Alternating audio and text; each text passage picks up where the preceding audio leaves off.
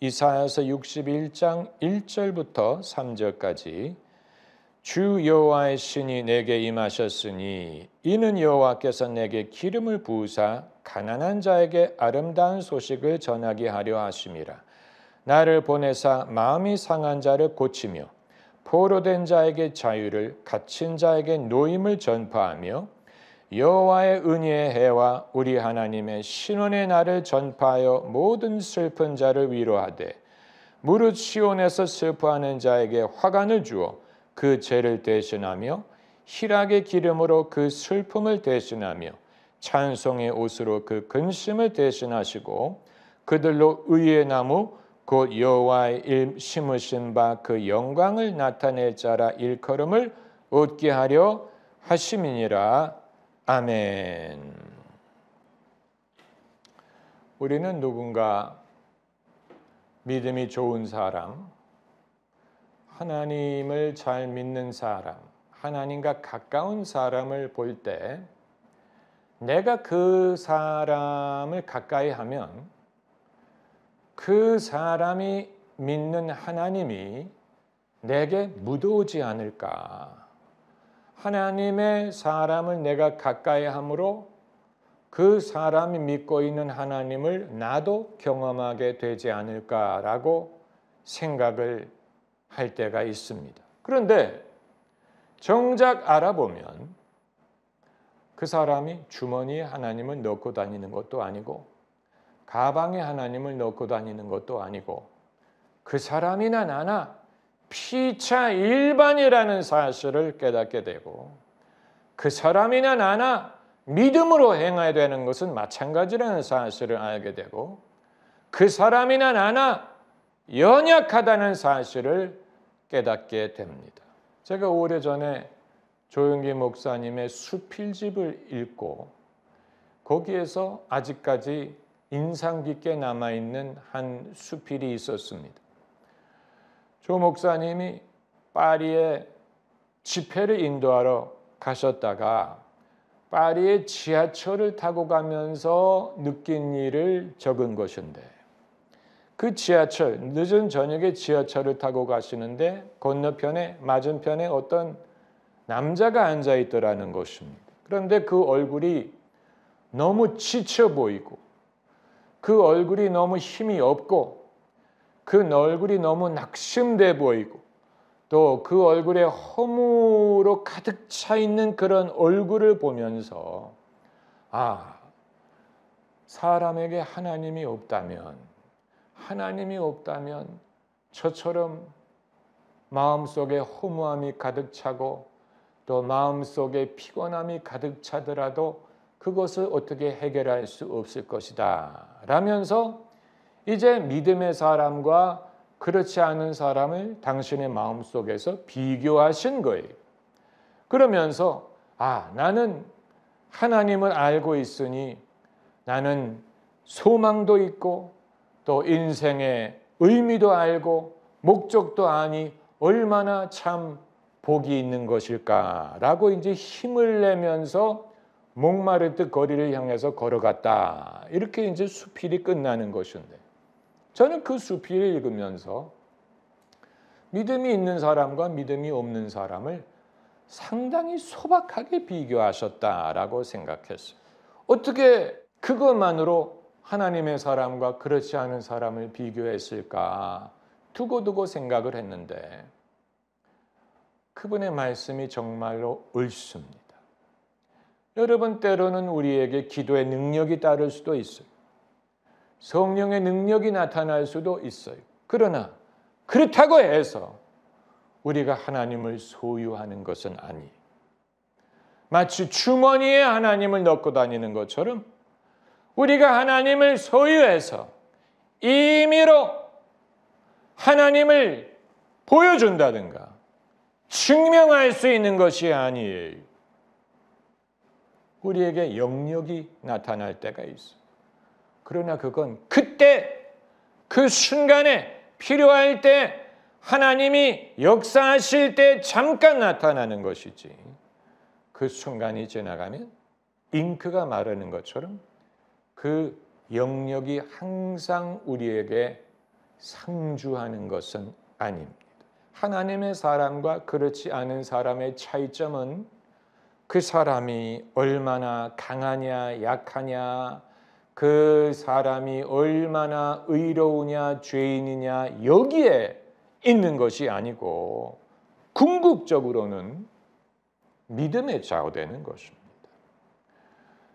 하나님의 사람도 다윗처럼 실수할 수 있고, 하나님의 사람도 바울처럼 육신의 가시가 있을 수 있고, 하나님의 사람도 베드로처럼 약한 순간에 예수님을 모른다고 부인할 수도 있어요.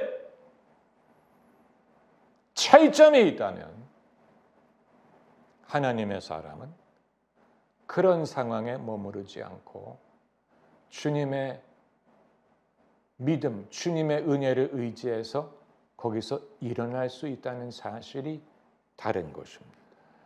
다윗과 다른 자의 사울 왕의 차이가 무엇입니까? 다윗 왕과 사울 왕의 차이가 무엇입니까? 사울 왕도 잘못 많이 했어요. 고집을 부리고 또 불순종하고. 그런데 사울은 한 번도 자신의 잘못을 잘못이라고 시인하지 않고 끝까지 마음이 완악해서 내가 뭘 잘못했다고 이런 식으로 하다가 결국은 막다른 골목에서 어찌할 바를 모르니까 자기의 칼 위에 엎드러져 가지고 자신의 생명을 끊었습니다. 아주 비극적인 삶을 산 것입니다. 사울이 원래부터 그런 사람이 아니었어요. 사울은 기름 부음을 받았던 적이고 사무엘에 의해서 부름을 받았던 사람이고 이스라엘의 초대 임금이 기름 부음을 받았던 인물이에요. 원래부터 그런 사람이 아니었는데 자기의 실수의 경험, 죄의 경험을 통해서 겸손을 배운다든가 낮아진다든가 회개를 한다든가 자신의 실수를 인정하려고 하지 않고 나는 임금인데 왜 이런 식으로 더 마음이 완악해져서 결국은 하나님도 어찌할 바가 없었기 때문에 더 이상 사울 왕에게 하나님이 말씀을 하지 않으셨죠. 반대로 다윗도 어린 나이에 기름 부음을 받았고 이스라엘의 왕이 됐고 그리고 뛰어난 인물 아닙니까? 그런 다윗도 허물이 있고 실수를 했는데 다윗의 차이점은 나단 선지자가 그 실수를 지적했을 때 다윗은 변명하지 않았고 또 자신을 옹호하려고 하지 않았고 단숨에 내가 하나님께 범죄하였다. I have sinned against the Lord. 그것이 다윗의 차이점입니다. 여러분, 믿음의 사람, 하나님의 사람과 그렇지 않은 사람의 차이점을 우리가 마치 신앙의 사람, 믿음의 사람은 뭔가 근본적으로 그 사람 자체가 다를 것을 기대했다가는 실망합니다. 하나님의 사람과 그렇지 않은 사람의 결정적인 차이점은 하나님의 사람에게는 깊은 아픔의 경험이 있고 그 아픔의 경험을 하나님이 치유해 주신 경험이 있습니다. 마치 예수님이 부활하신 후에 손에 못자국을 보여주신 것, 옆구리에 창자국을 보여주신 것과 같아요. 도마가 그 손자국, 못자국을 보기를 요구했잖아요. 내가 거기다가 손을 넣어보고 내가 보지 않으면 믿지 않겠다라고 했는데 예수님이 부활하신 후에 정말로 그 못자국을 보여주셨어요. 창자국에 손을 넣어보라고 하셨어요.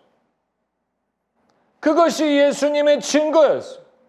그걸 도마가 보고 나의 주, 나의 하나님이라고 무릎을 꿇지 않습니까? 마찬가지. 이 역설적인 거예요. 우리는 생각하기를 하나님의 사람이라면 팔자가 좋고 모든 일이 평탄하고 잘 되고 형통하고 자신만만하고 승승장구할 것이라고 생각을 하는데, 정말로 하나님의 사람은 아픈 경험을 겪어봤고 낮아지는 것을 경험했고, 그런데 그 상황에서 하나님이 그 아픔을 고쳐주시고 위로하신 것을 경험해 본 적이 있어요. 그렇기 때문에 아픔에 하나님의 사람은 무엇을 통해 하나님이 자신과 함께 하신다는 것을 나타내느냐, 자신의 그 아픔의 흔적을 통해서 하나님이 그와 함께 하신 것을 보여줍니다. 여러분, 이것이 역설 중에 역설이에요. 오늘 본문을 그와 같은 맥락에서 읽고자 하는 것입니다. 겸손함은 여러분, 인생이 내 뜻대로 되지 않고 세상이 아픈 일이 많고 어려운 일이 많이 있을 때, 그때 하나님이 그것을 선으로 바꿔주실 줄을 믿고 그것을 참고 받아들일 수 있는 능력을 말합니다. 그게 겸손함의 정의. 다시 말씀드립니다. 겸손함이란 이 세상이 내 뜻대로 되지 않고 세상에 괴로운 일이 많이 있을 때 하나님이 그것을 선으로 바꾸실 줄을 믿고 그것을 받아들이고 참을 수 있는 능력, 그게 겸손일. 여러분이 그동안 수십 년을 예수님을 믿고 무언가를 바라고 얻기를 믿고 인내하고 훈련을 받고 기도를 했는데 그것을 과연 이루었을까? 나는 그것을 이루고 있는가? 아니면 이루지도 못했는데 내가 스스로 중간에 주저앉아 버렸나? 우리가 아주 심각하게 생각해야 될 부분.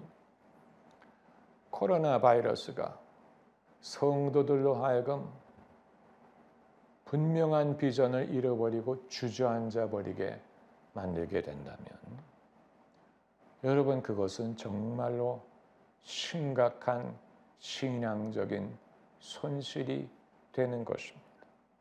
심각한.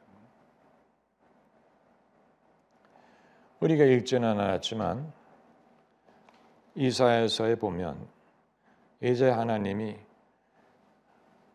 화관으로 죄를 대신하고 희락의 기름으로 슬픔을 대신하고 찬송의 옷으로 근심을 대신하신 후에 그리고 주신 약속의 말씀이 있어요. 놀라운 말씀이 오늘날 우리에게 주시는 말씀 같은 것인데, 오늘은 시간이 없지만